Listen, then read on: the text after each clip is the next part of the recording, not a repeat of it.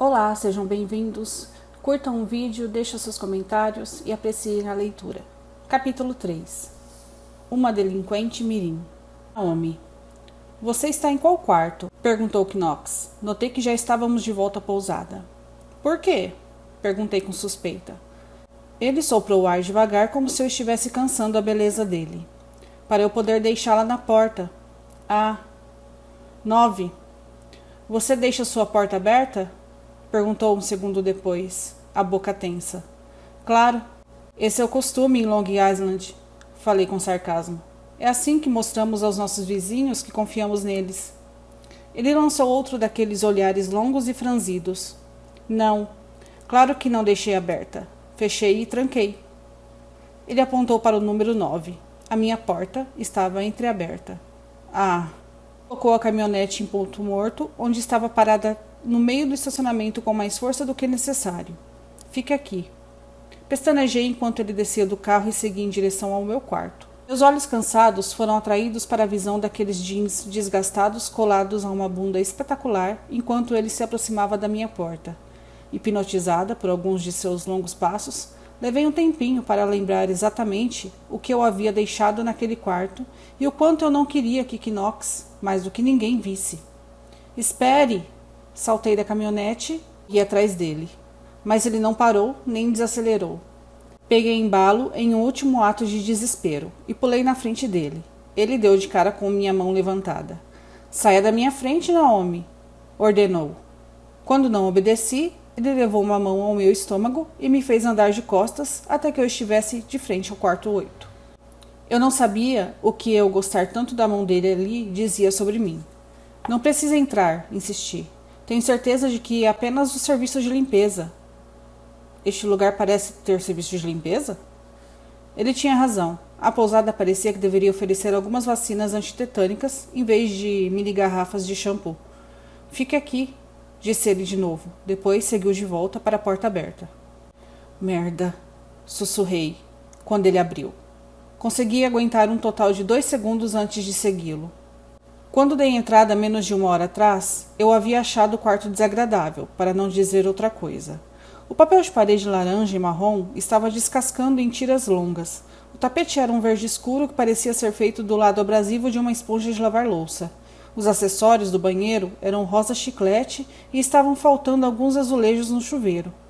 Mas era a única opção dentro de 30 quilômetros, e pensei que eu poderia suportar por 1 noite ou 2. Além disso, pensei na hora. Quão ruim poderia ser? Aparentemente muito ruim. Entre o momento em que dei entrada, arrumei minha mala, conectei meu notebook e saí para encontrar Tina, alguém entrou e saqueou o quarto. Minha mala estava virada de cabeça para baixo no chão, alguns de seus conteúdos espalhados por todo o carpete. As gavetas da cômoda foram puxadas para fora, as portas do armário deixadas abertas. Meu notebook tinha desaparecido, assim como a bolsa com zíper onde eu guardava dinheiro que eu tinha escondido na mala. Otária! Foi rabiscado no espelho do banheiro com o meu batom favorito.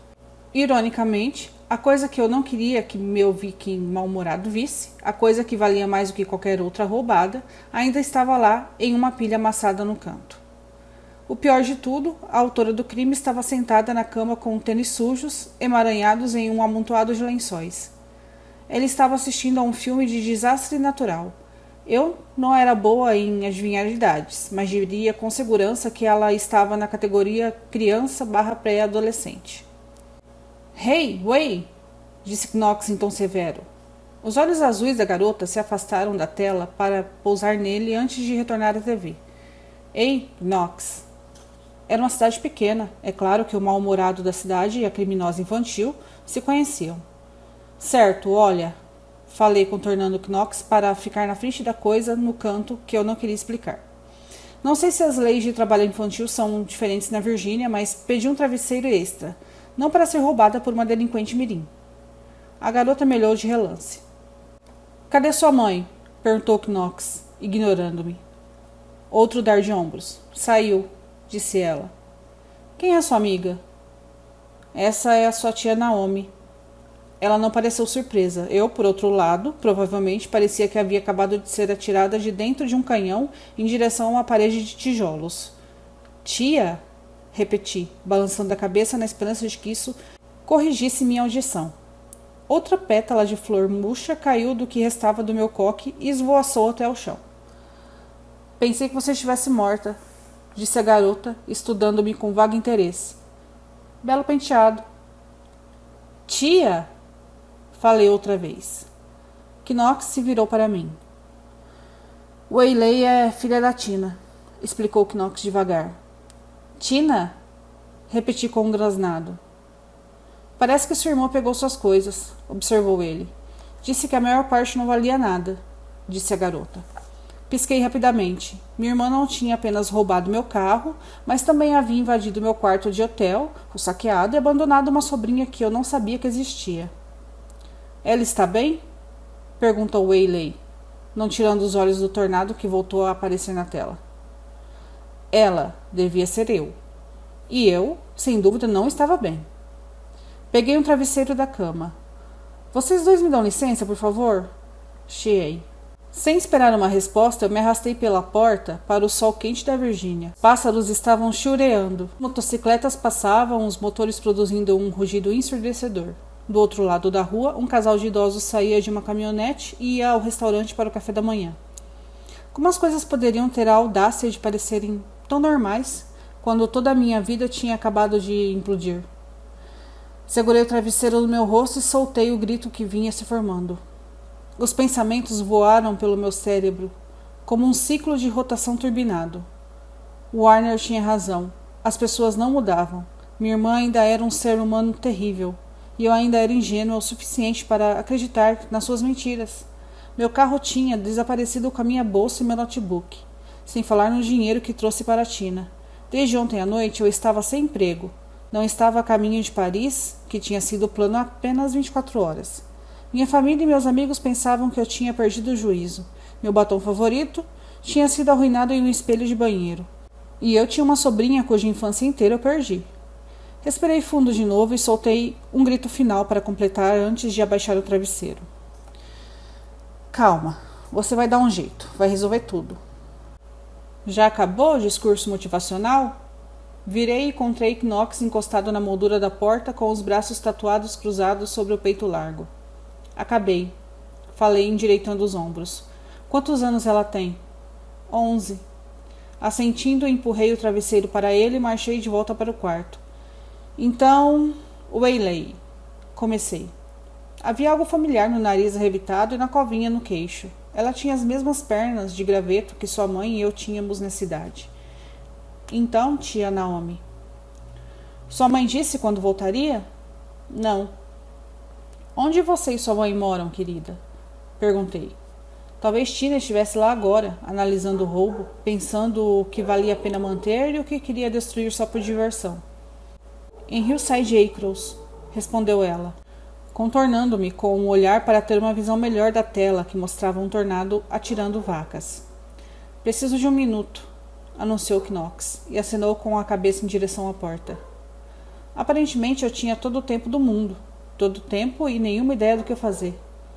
Nenhum próximo passo, nenhuma lista de tarefas quantificando e organizando o meu mundo em itens legais e organizados, só problema em cima de desgraça em cima de desastre. Claro, falei, soando apenas um pouco histérica.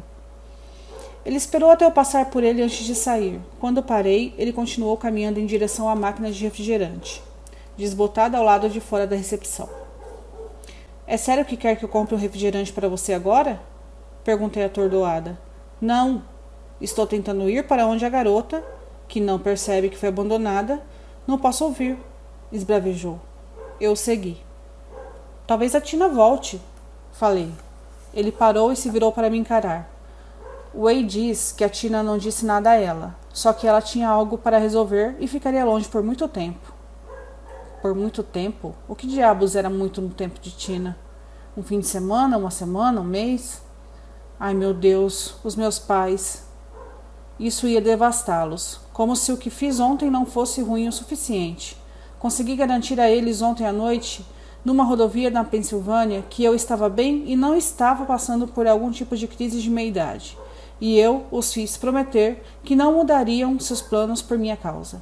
Eles haviam partido para o cruzeiro de 3 semanas no Mediterrâneo Hoje pela manhã. As primeiras grandes férias internacionais que já tiraram juntos. Eu não queria que meus problemas ou o desastre de Tina arruinassem a viagem. O que pretende fazer com aquela garota lá dentro? Knox apontou com a cabeça em direção à porta aberta. O que quer dizer? Naomi, quando os policiais descobrirem que Tina sumiu e deixou Waylay para trás, ela vai direto para o orfanato. Sacudi a cabeça. Eu sou o parente vivo mais próximo, que não é um criminoso. Sou responsável por ela. Assim como fui por todas as outras confusões de Tina, até completarmos 18 anos. Ele lançou um olhar demorado e atento. Simples assim? Ela é família. Além disso, não era como se eu estivesse muito ocupada no momento. Estava basicamente à deriva. Pela primeira vez em toda a minha vida, eu não tinha um plano. E isso me aterrorizava. Família. Bufou ele, como se meu raciocínio não fosse lógico. Escuta, Knox. Te agradeço por todos os gritos e as caronas e o café, mas, como pode ver, preciso lidar com uma situação. Então talvez seja melhor você voltar para a caverna da qual rastejou esta manhã. Eu não vou a lugar nenhum. Estávamos de volta a encarar um ao outro, o silêncio carregado. Desta vez, ele rompeu primeiro. Deixe de enrolar, Daisy. O que vai fazer? Daisy? Ele estendeu a mão e arrancou uma pétala de flor do meu cabelo com 2 dedos. Margarida, Daisy. Afastei sua mão e dei um passo para trás para poder pensar. Tudo bem. Primeiro eu preciso não ligar para os meus pais, com certeza. Eu não queria envolver a polícia de novo, se não fosse necessário. E se a Tina aparecer dentro de 1 hora? Talvez a primeira coisa que eu precisasse fazer fosse tomar mais café. Ligue para a porcaria da polícia e relate a invasão e o abandono da criança, disse Knox. Ela é minha irmã. Além disso, e se a Tina aparecer dentro de 1 hora?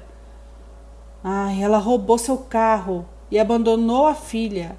Essa porra não pode passar impune. Esse homem insuportável, tatuado e rabugento, estava certo. Não gostei nem um pouco dessa característica dele. Tá, tudo bem. Preciso pensar. Posso pegar seu celular emprestado? Ele ficou parado olhando para mim imóvel. Pelo amor de Deus. Não vou derrubá-lo, só preciso fazer uma ligação rápida. Com um suspiro resignado, ele colocou a mão no bolso e tirou o telefone. Obrigada, falei enfaticamente, e depois voltei para o meu quarto da pousada. Waylay ainda estava assistindo a seu filme, agora com a cabeça apoiada nas mãos. Vasculhei a mala para encontrar um caderno e retornei para fora. Você anda com um caderno, com o número de telefone? Knox estava olhando por cima do meu ombro. Fiz chiu e liguei. O que é que você quer? A voz da minha irmã sempre conseguia fazer eu me encolher por dentro. Uma explicação para começar, esbravejei. Onde você está? Onde você está? Imitou uma voz aguda que eu sempre odiei. Ouvi um sopro prolongado. Você está fumando no meu carro? Parece que é meu carro agora. Quer saber? Esquece o carro. Temos coisas mais importantes para discutir. Você tem uma filha que abandonou num quarto de pousada. Tenho mais o que fazer. Não dá para ter uma criança me atrasando por uns tempos. Tenho um projeto importante em andamento. Por que acha que eu dei a ela um nome que significa atraso? Achei que ela poderia passar um tempo com a tia certinha e boazinha até eu voltar. Eu estava tão brava que só consegui me engasgar com as palavras. Knox tirou o telefone da minha orelha. Preste atenção e preste bem, Tina. Você tem exatos 30 minutos para voltar aqui ou eu vou chamar a porcaria da polícia. Observei como seu rosto endureceu mais e a mandíbula ficou mais cerrada, exibindo covinhas sob as maçãs do rosto. Os olhos ficaram tão frios que estremeci. Como sempre, você é uma idiota do caralho, disse ele. Lembre-se, da próxima vez que você for pega pela polícia, terá mandados. Isso significa que o seu rabo estúpido ficará atrás das grades e ninguém correrá para te salvar. Ele parou por um momento e depois completou. Sim, vai se foder você também. Xingou de novo e abaixou o telefone. Como é que você e minha irmã se conhecem? Perguntei em voz alta. Tina é uma pedra no sapato de todos desde que surgiu na cidade há 1 ano. Sempre à procura de dinheiro fácil, tentou alguns esquemas tortos em algumas empresas locais, incluindo a do seu amigo Justice. Toda vez que tem um pouco de dinheiro no bolso, ela fica bêbada e provoca o caos em toda a cidade. Pequenos delitos. Vandalismo. Sim, parecia coisa da minha irmã. O que ela disse? Perguntei sem querer de fato a resposta. Ela falou que não se importa se chamarmos a polícia. Ela não vai voltar. Ela disse isso? Eu sempre quis ter filhos, mas não assim. Não caindo de cabeça em uma etapa próxima à puberdade quando os anos de formação já se foram. Disse que voltaria quando quisesse, respondeu ele, digitando no telefone. Algumas coisas nunca mudam. Minha irmã sempre fez as próprias regras. Quando bebê, dormia o dia todo e ficava acordada a noite toda. Quando criança, foi expulsa de 3 creches por morder. E uma vez que atingimos a idade escolar, bem, foi um novo jogo de rebelião. O que você está fazendo? Perguntei a Knox, quando ele retornou o telefone ao ouvido. A última coisa que eu quero, disse com voz arrastada. Comprando ingressos para o balé? Teorizei. Ele não respondeu, apenas andou a passos largos para o estacionamento com os ombros rígidos. Eu não conseguia distinguir bem o que estava dizendo, mas havia um monte de vá se fuder e vá se ferrar. Adicionei etiqueta ao telefone, a crescente lista de coisas em que Knox Morgan não levava jeito. Ele voltou parecendo ainda mais irritado, ignorando-me, pegou a carteira e puxou algumas notas, e depois as alimentou na máquina de refrigerante. — O que você quer? Murmurou. Água, por favor? Ele apertou os botões com mais força do que eu pensava ser necessário, e uma garrafa de água e 2 bebidas amarelas caíram no chão. Aqui. Ele empurrou a água para mim e voltou ao quarto. Obrigada? Falei depois que ele passou. Debati por cerca de 30 segundos se eu deveria ou não começar a andar até encontrar uma nova realidade, que não fosse menos terrível. Mas foi apenas um exercício mental. Não havia como me afastar. Uma nova responsabilidade. E com essa responsabilidade viria algum senso de propósito, provavelmente. Voltei ao meu quarto e encontrei Knox examinando a fechadura da porta. Nenhuma sutileza, reclamou. Disse a ela que deveria ter forçado a fechadura, disse Wayley abrindo seu refrigerante. São apenas 8 horas da manhã e você deu refrigerante a ela. Dei para Knox, enquanto retomava minha postura de sentinela em frente ao montículo no canto. Ele olhou para mim, depois para além de mim. Nervosa, estendi os braços e tentei bloquear sua visão. Isso é algum tipo de toalha de mesa? Perguntou olhando atrás de mim.